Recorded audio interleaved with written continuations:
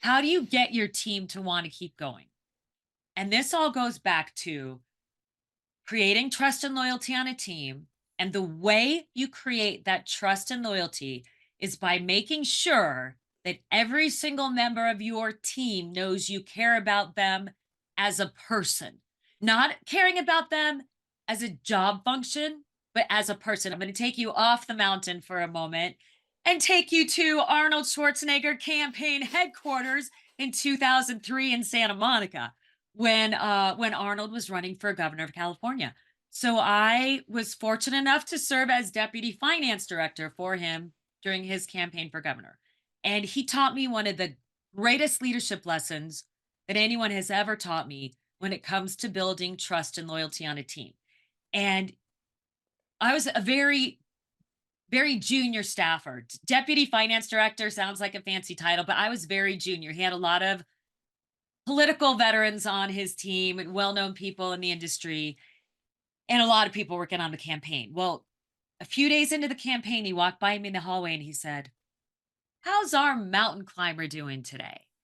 And it stopped me in my tracks because I realized at that point he probably didn't even know my name yet. Mm, He had clearly taken the time to learn about something that was important to me as a person. He didn't walk by me and say, "Hey, how's campaign finance going? Did you get Mark Cuban on the phone? Is he sending us a check? Do we have enough money for our next advertising spend?" He didn't ask me about what I was doing in the job. He asked me about something that had no benefit to him whatsoever.